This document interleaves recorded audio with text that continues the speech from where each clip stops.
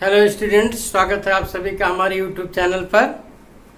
आज हम लोग usages of present indefinite tense का अध्ययन करेंगे।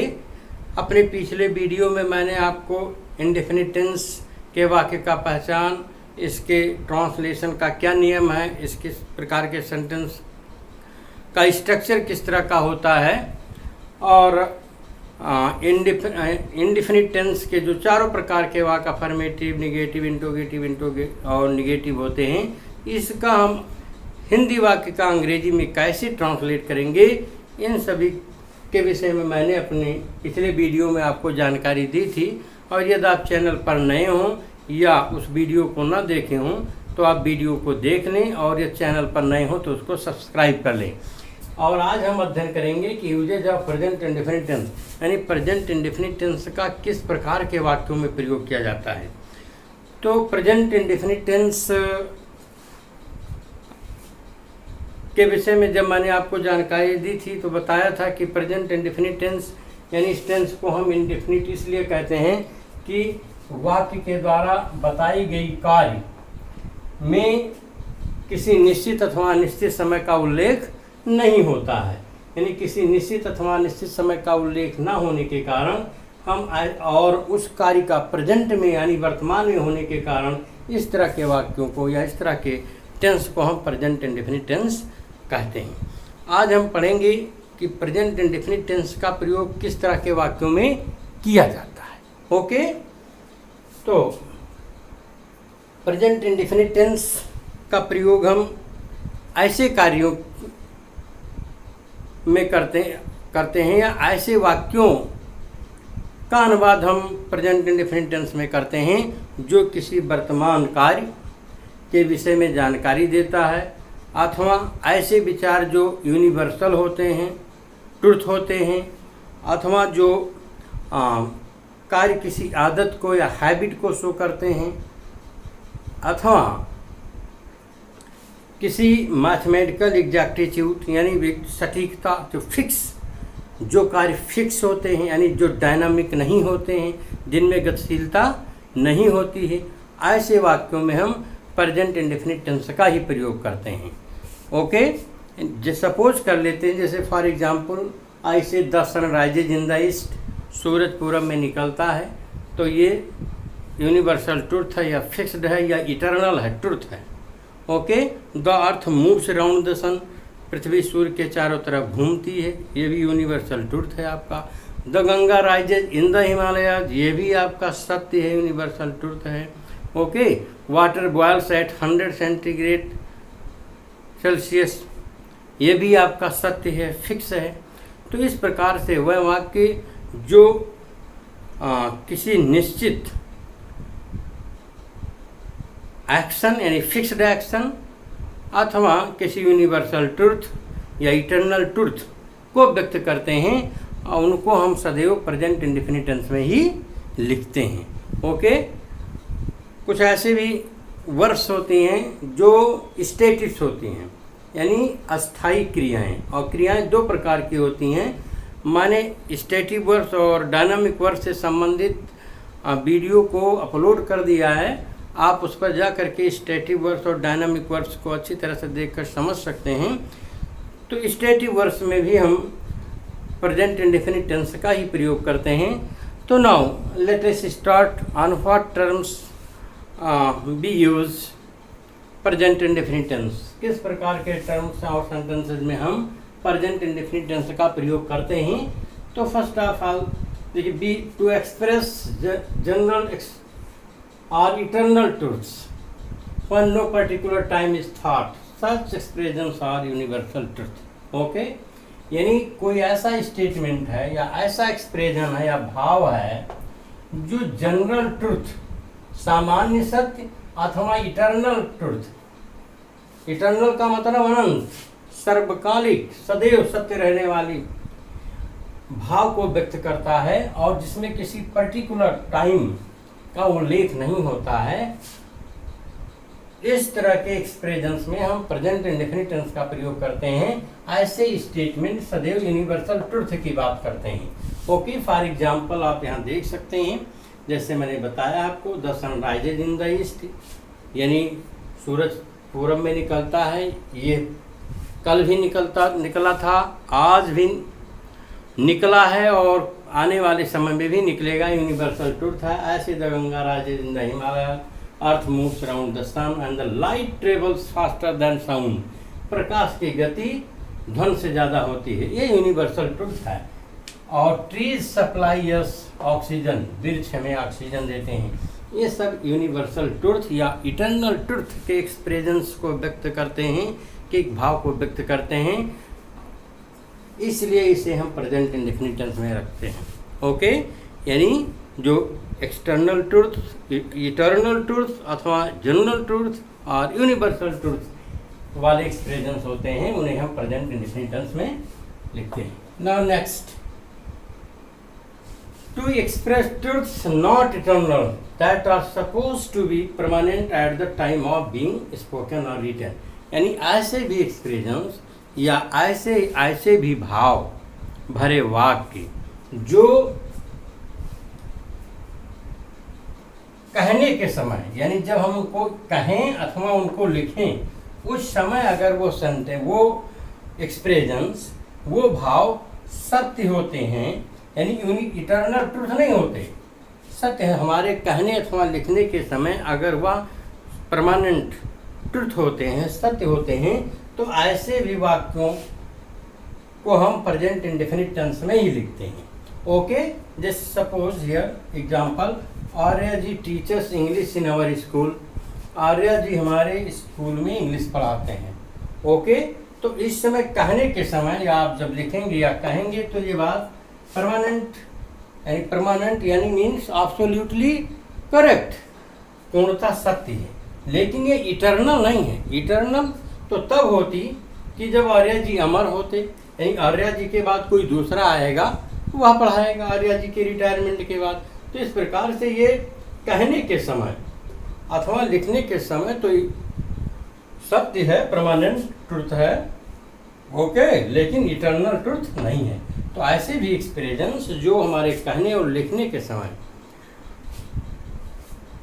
ट्रुथ की बात करते हैं, परमानेंट ट्रुथ की बात करते हैं, ऐसे भी एक्सप्रेशंस को हम प्रेजेंट इंडेफिनिट में लिखते हैं। जैसे suppose that next sentence, I hate dishonest people. मैं डिसऑनेस्ट पीपुल से घृणा करता हूँ। आज आपको डिसऑनेस्ट व्यक्ति नापसंद है, इसलिए आप घृणा करते हैं। हो सकता है आगे चल करके कोई ऐसा लाभ अथवा लालच आ जाए आपके अंदर कि आप डिसऑनेस्ट लोगों की संगत कर लें और आपको अच्छे ऐसे व्यक्ति से अगर फ़ायदा मिलने लगे तो आप उनसे प्रेम करने लगेंगे। तो आप जब कहते हैं स्पोकन अथवा रिटन के समय तो ये बातें सत्य हैं, लेकिन ये इटर्नल ट्रुथ नहीं है। He prefers coffee to tea, यानी वह टी की अपेक्षा कॉफ़ी को अधिक पसंद करता है।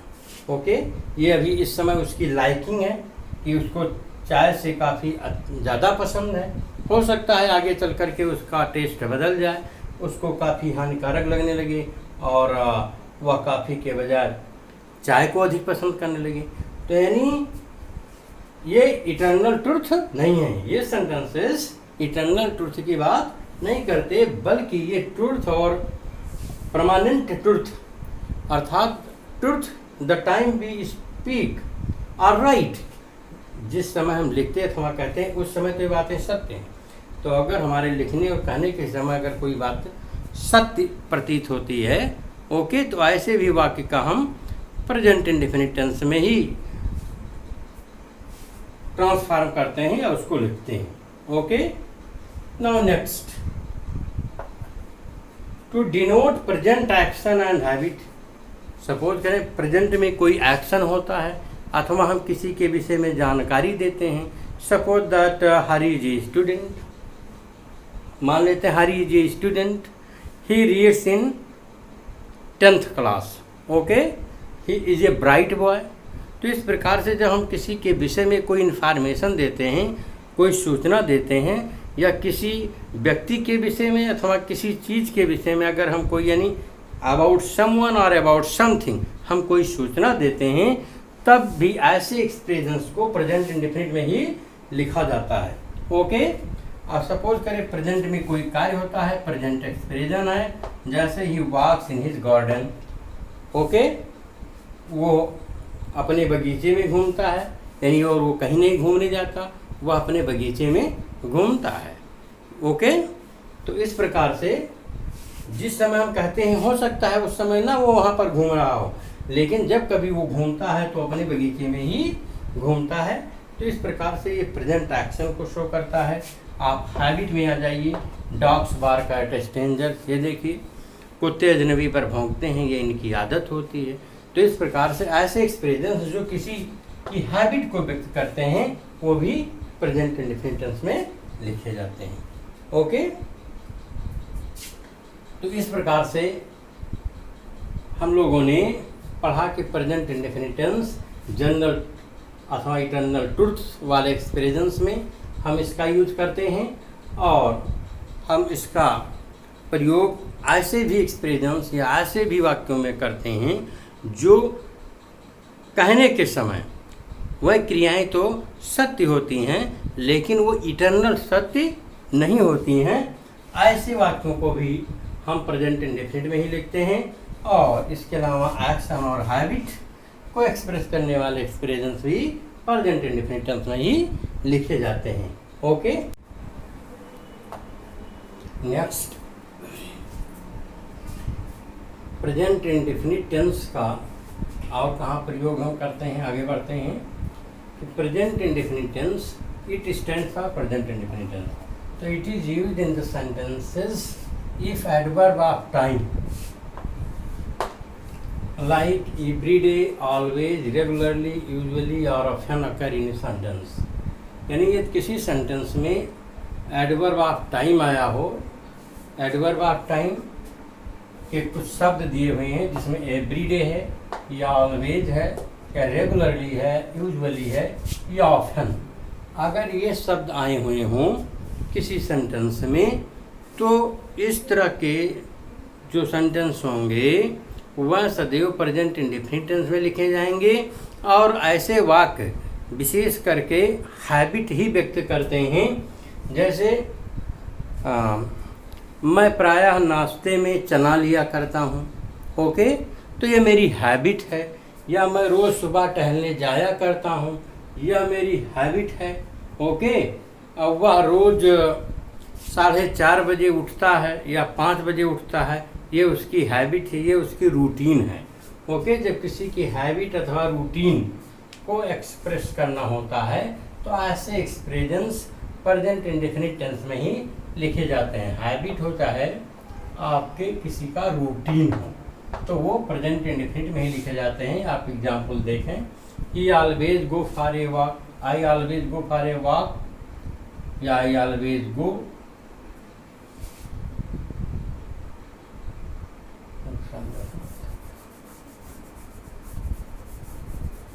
I always go for a walk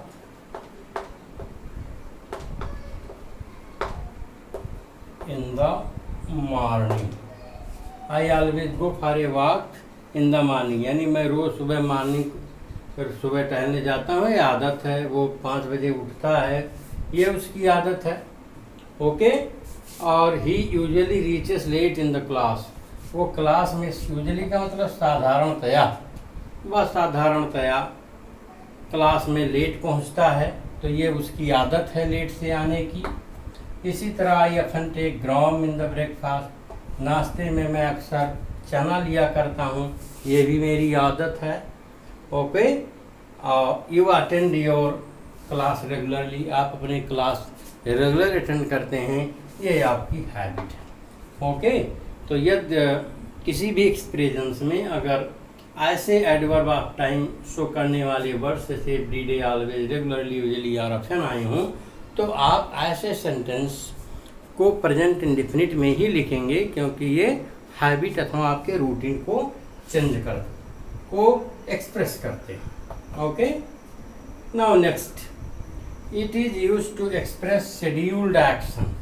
scheduled action यानी आपने कोई कार्य फ्यूचर, इन नियर फ्यूचर, नज़दीक भविष्य के लिए आपने मान लो कोई कार्य निर्धारित करके रखा है कि कल मेरा ये काम होगा, परसों ये होगा।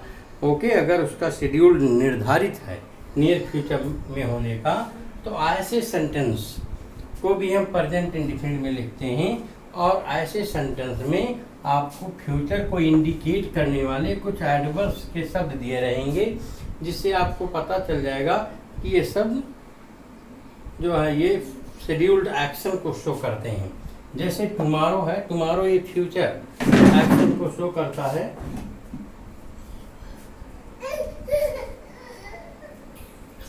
एट 4:30 PM ये भी आपका शेड्यूल्ड एक्शन को समय को शो करेगा। जैसे नेक्स्ट मंडे है, नेक्स्ट वीक है। ओके, एग्जाम्पल हम ले लेते हैं। जैसे देखिए, मोदी अराइव्स अयोध्या टुमारो, ये उनका शेड्यूल बना हुआ है, बना था। मोदी अयोध्या कल आते हैं। Okay, the Gorakhdham express arrives at Gonda junction at 7:10, यानी गोरखधाम एक्सप्रेस गोंडा जंक्शन पर 7:10 पर आती है। ये भी शेड्यूल्ड है, उसका निर्धारित एक समय है। और my friend comes back on Saturday, मेरा मित्र शनिवार को वापस आता है। तो अगर कोई शेड्यूल्ड एक्शन नियर फ्यूचर में आपने बना के रखा है और उसमें फ्यूचर को शो करने वाले वो एडवर्ब्स के वर्ड्स लगे हुए हैं, तो आप ऐसे भी एक्सप्रेशंस को फ्यूचर इंडेफिनिट टेंस में ही लिखेंगे। ओके, नेक्स्ट हम पढ़ते हैं कि simple present tense is used in the sentence या in the sentences expressing adverb of time in future tense. In such complex sentence, subordinate clause is written in present indefinite tense. Okay? इसका मतलब है कि अगर future tense का कोई ऐसा वाक्य है जिसमें दो कार्य व्यक्त होते हैं, जिसमें एक वाक्य शर्त व्यक्त करने वाला होता है, तो ऐसी स्थिति में जो शर्त व्यक्त करने वाला भाग होता है वाक्य का, वह सबऑर्डिनेट क्लॉज कहलाता है, और जो दूसरा भाग होता है वह प्रिंसिपल क्लॉज कहलाता है।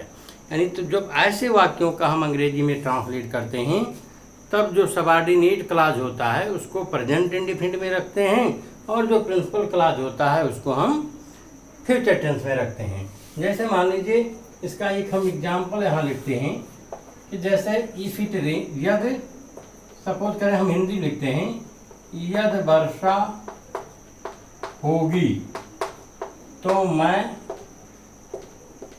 स्कूल नहीं जाऊंगा। ओके, यहाँ पर आप एक सेंटेंस से देख सकते हैं, दोनों सेंटेंस फ्यूचर टेंस की हैं।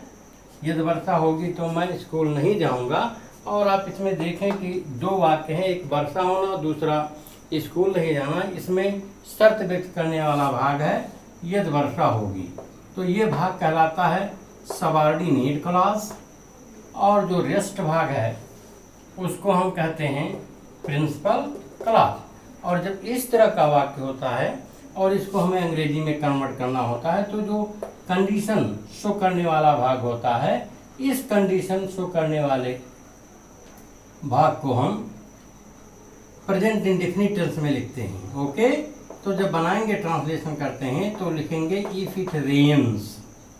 ओके, और तो के लिए कोई शब्द लिखते नहीं है, बल्कि तो के लिए कामा लगाया जाता है। I shall not go to school. Okay, तो इस प्रकार से इस बात को ध्यान में रखें कि जब दो वाक्य फ्यूचर टेंस के हों और उसमें से एक वाक्य का एक भाग शर्त व्यक्त करता हो, ओके, तो उसको हम प्रेजेंट इंडेफिनिट टेंस में लिखेंगे। वह सबऑर्डिनेट क्लॉज कहलाता है, और इस भाग प्रिंसिपल क्लॉज कहलाता है, उसको हम फ्यूचर टेंस में लिखेंगे। ओके, अब now the next stative verbs that express the perceptions, feelings or emotions of the five senses are always written in present indefinite tense। देखिए यहाँ पर आया है स्टेटिव वर्ब्स। स्टेटिव वर्ब्स क्या होती हैं? स्टेटिव वर्ब्स यानी वर्ब्स दो प्रकार की होती हैं। एक्शन के आधार पर हम वर्ब को दो भागों में बांटते हैं, एक स्टेटिव वर्ब्स, दूसरा हम बांटते हैं dynamic verb. Okay, dynamic verbs. तो जो स्टेटिव वर्ब्स होते हैं ये परमानेंट एक्शन को शो करती हैं, फिक्स एक्शन को शो करती हैं, और ये अस्थाई कार्य को शो करेंगी, जबकि डायनामिक वर्ब्स जो होती हैं ये अस्थाई एक्शन को शो करती हैं। जैसे वह दौड़ रहा है तो वह लगातार दौड़ता नहीं रहेगा, लेकिन यदि हम कहें कि मैं अपने आँख से देखता हूँ तो ये हम सदैव इसे देखते रहेंगे, यानी ये फिक्स या परमानेंट है।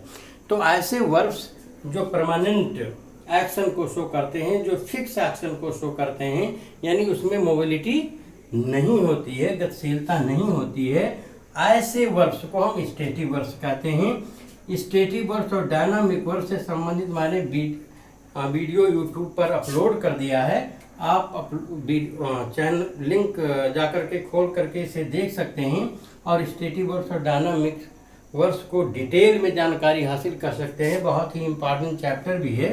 तो स्टेटिव वर्ब्स स्थिर क्रियाएं शो करता है, और इसमें विशेषकर हमारी जो 5 सेंसेज हैं, 5 इंद्रियां हैं, जिससे हम क्या करते हैं, टच कोई चीज़ करेंगे हाथ से तो हम फील करते हैं, ओके। और अपने हम नाक से क्या करते हैं, स्मेल करते हैं, नाक से स्मेल करते हैं, ओके।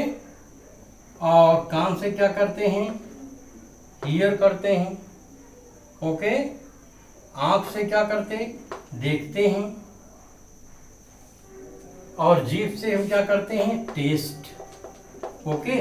तो जो हमारी 5 सेंसेज हैं, इनसे हम ये हमारे फिक्स्ड एक्शन को शो करती हैं, और इसमें कोई गतिशीलता नहीं होती है, अस्थायी नहीं होती है, ये टेम्परेरी नहीं होती हैं। ये टेम्परेरी एक्शन, ये ऑर्गन्स हमारे जो 5 सेंसेज हैं टेम्परेरी एक्शन को नहीं शो करते हैं, ये परमानेंट एक्शन को शो करते हैं, और इनमें कोई गतिशीलता नहीं होती है, स्थिर होती हैं, स्थिर कार्य को शो करती हैं, इसलिए इनको हम स्टेटिव वर्ब्स कहते हैं। इसके अलावा आप आ जाइए, आपका इमोशंस में है, जैसे लव है, किसी से प्रेम करना या किसी से हेट करना, ओके। ये सब चीज़ें हैं। किसी से फियर करना, डरना, ओके। किसी को लाइक करना और किसी को डिसलाइक करना, ये सब क्या है, ये सब हमारे परसेप्शंस, हमारी फीलिंग्स, हमारी इमोशंस हैं।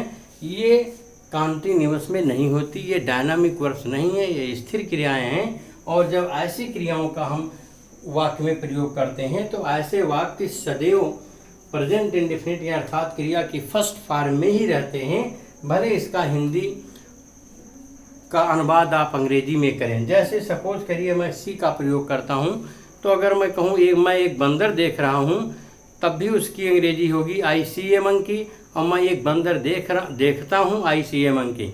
यानी हिंदी में आप उसको भले चेंज कर लें, लेकिन उसका अंग्रेजी ट्रांसलेशन एक ही समान रहेगा, ओके।